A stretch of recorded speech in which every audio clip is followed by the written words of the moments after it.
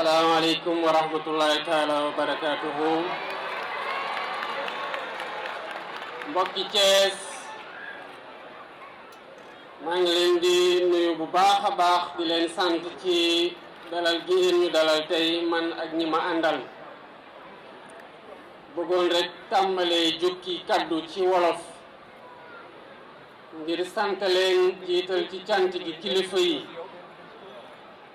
te di jaajëfal ñëpp ñi nga xamante ne def nañu déplacement bii ngir dundalaat taarix ci réew mi muy lu am solo ndax da di lenge goo xamante ne dañ koy jokkalante ñu jële ko ci ñu jiitu te ko war ko jox ñi nga xamante ne ñooy topp ci ñun mu wéyee noonu ba abadan. kon bu ñu amee yàlla may ñu tombé génération boo xam ne am na conscience historique boobu ba waral tey Thiès am maire ànd ci conseil municipal ak waa Thiès yépp ñi nga xamante ne ñoo ko jox kóolute ñu jëmal lu mel ni lii ñu nekkoon tey di fësal muy kenn ci doomu Sénégal ci bi Sénégal doone Sénégal ba tey ñu ko xeexal wane yoon ci mbañ ak ci yëkkati baat yëkkati sax ngànnaay joxe bakkan ngir taarixu Sénégal bañ a réer. kon cër la ci ñun ñu jaajëfal ñëpp ñi nga xamante ne ànd nañ ci conseil municipal waaye jiital ci le maire Babacar Diop. di féliciter artistes yi ndax mel na ni ñi ko fekkewul woon tey am nañu Lat Joor tey seen kanam mel na ni dégg nañ ko mel na ñu gis nañu ko muy mer gis ko mu pare xare joxe bakkanam ngir bañ. di jaajëfal tamit artiste bi fi jaar muy Réma Diop. lii artiste sénégalais yi di def ci gunge événement historique yu mel nii di leen jaral ak seen inspiration ñu dugg studio contextualiser manifestation bi pour ànd ci ñëpp ñi nga xam ne ñoo koy dund. ñu koy santaat bu baax a baax. day wane importance ko kon suñu xol sedd na lool. seen xolu Thiès waaye sedd na xolu Sénégal gis nga ko. di jëlee départ pour dem jongalante di yeneen réew yépp te bu ci paree ci loolu lay delluwaat ba taxoon ñuy naan culture boobu muy taarix ku ko réere doo xam fan ngay dem te boo demee ba gën a réer doo xam fan ngay delluwaat. Mesdames, Messieurs les membres du gouvernement, Monsieur le gouverneur, Monsieur le préfet, Monsieur le président du conseil départemental de Thiès, Monsieur le maire de la ville de Thiès, Monsieur les maires, Monsieur le recteur de l'université Iba Der Thiam, Mesdames, Messieurs les membres de l'administration, Mesdames, Messieurs les autorités universitaires, académiques et scolaires, Mesdames, Messieurs les autorités religieuses et coutumières, Mesdames, Messieurs les acteurs culturels, chers invités, Mesdames, Messieurs, chers étudiants, chers élèves. Monsieur le maire, je voudrais saluer l'heureuse initiative que vous avez prise avec votre conseil municipal en érigeant ce magnifique monument à la mémoire de Lat Dior Ngoné Latyr Diop. Lat Dior Ngoné Latyr Diop, figure centrale de notre panthéon national. Ces hauts faits d'armes dans la résistance anticoloniale en ont fait un héros national du Sénégal. Le Damel du Cayor a tenu tête à la France coloniale durant plus d'un quart de siècle. Il a accompli cet exploit avec des moyens techniques et militaires relativement limités, dans un contexte d'offensive généralisée des puissances impériales européennes décidées à se partager l'Afrique, continent que le commerce atlantique de la traite des esclaves avait déjà durement éprouvé. Partout sur cette terre d'Afrique, ce monument commémoratif aurait pu trouver sa place, mais nulle part mieux qu'à Thiès, il ne pouvait être érigé. Il y fait l'écho à l'avenue éponyme du héros national déjà situé au cœur de son espace urbain. C'est bien à Thiès, à l'époque un village de Tchangin, toponyme aujourd'hui déformé en Djahen, que le Damel à peine élu rassembla son armée en vue de restaurer la souveraineté du Kadior sur les provinces amputées du royaume par la colonie. Nombreux furent les combattants qui tombèrent au champ d'honneur en ce jour mémorable du mois de mai 1863. Ce fut là tout le début d'une carrière politique exceptionnelle de plus d'un quart de siècle de luttes acharnées menées par la Diop pour la défense de la souveraineté de son pays. Le fin stratège qu'il fut était doublé d'un homme politique avisé. Son refus de transiger sur la souveraineté du Kadior l'a poussé à refuser la construction du chemin de fer par la colonie. Déchelé, où il rencontra son destin, relève plus des divisions de la classe politique du royaume que de la puissance de feu de l'armée coloniale. Il y est tombé, les armes à la main, faisant sienne la devise des pros. On nous tue, mais on ne nous déshonore pas. Mesdames, Messieurs, la cérémonie à laquelle nous assistons ce jour s'inscrit dans la longue tradition de célébration de ces héros de la lutte anticoloniale. Les récits épiques, transmis de génération en génération par les maîtres de la parole et les travaux des historiens de métier, ont fourni de la matière à travailler aux artistes, aux dramaturges, aux poètes, qui tous en ont tiré des œuvres créatrices de nos imaginaires collectifs. À la suite du président Amadou Cissé Dia, qui a galvanisé la génération des indépendances avec son œuvre Les derniers jours de Lat Dior, suivi de la mort du Damel, Thierno Ba nous a invités à vivre une valeur cardinale portée par le Damel dans la pièce de théâtre intitulée Lat Dior, le chemin de l'honneur. Parce que nous sommes dans le Tchangin, aux portes du Kadior, nous ne pouvons pas manquer de saluer la mémoire d'un des valeureux fils du terroir, contemporain du Damel et dont les hauts faits d'armes de la lutte anticoloniale sont certes moins connus, mais ne sont pas moins héroïques. Je veux nommer Kagne Faye, qui a défié l'ordre colonial en verrouillant les voies de passage des caravanes des traitants de l'arachide entre le Baol et la ville portuaire de Rufisque. On prit part à ces combats des hommes et des femmes de valeur attachés à préserver de l'intrusion coloniale les terroirs du Lechar, du Djobas, du Palor, du Ndout et du Safi, aujourd'hui polarisés par la ville de Thiès. La recherche devra exhumer les traces historiques de ces luttes pour en célébrer les acteurs et magnifier leurs œuvres. Il ne fait aucun doute que le prestigieux Panthéon national continuera de s'enrichir de monuments, d'œuvres d'art et d'ouvrages littéraires célébrant les hommes et les femmes qui, à l'image de Lat Dior Ngoné Latyr Diop, ont marqué de leurs empreintes indélébiles les plus glorieuses pages de notre histoire. Faire nation, c'est en permanence immortaliser ces vies exemplaires, rappeler à notre jeunesse les valeurs dont elles furent l'incarnation. Mesdames et messieurs, c'est dans la diversité des mémoires des terroirs constitutifs de la nation sénégalaise, ouverte sur l'Afrique, que nous construirons un futur de dignité, de solidarité et de cohésion.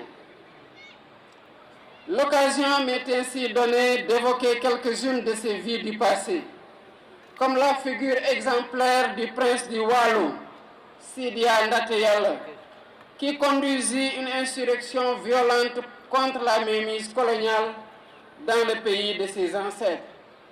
Il eut la clairvoyance d'appeler à une union de tous les États de la Sénégambie pour résister à l'intrusion coloniale. Quant au Jolof, il nous a donné le Bourba Albouri Seynabou Ndiaye, contemporain, allié et cousin du Damel du Kadior que nous célébrons ce matin. Pendant plus de 10 ans, le lion de Yang Yang a toujours répondu présent là où l'appelait le devoir.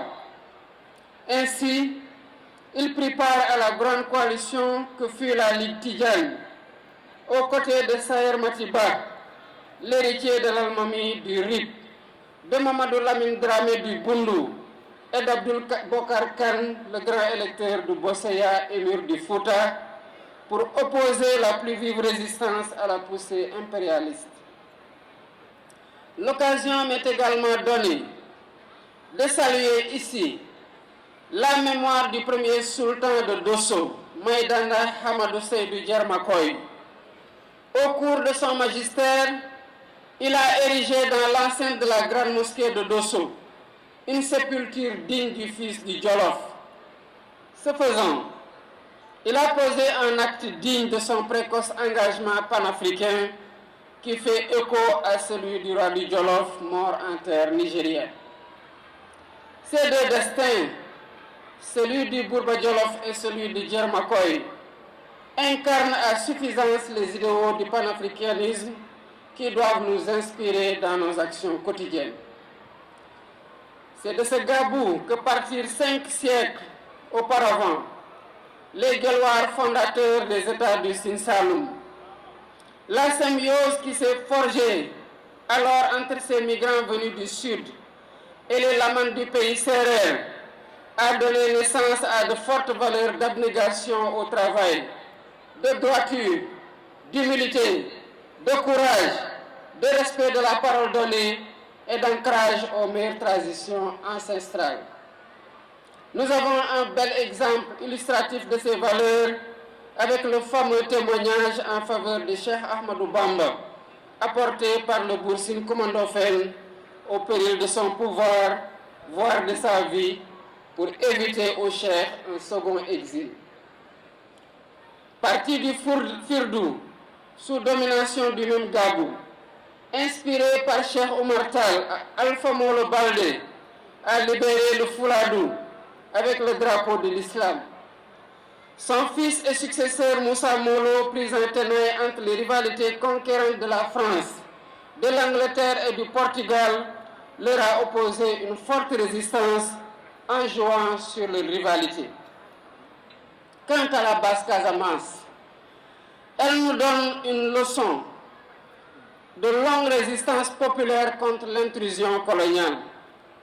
Village par village, les hommes et les femmes de cette région ont réussi à préserver l'intégrité de leur terroir jusqu'à la veille de la Grande Guerre.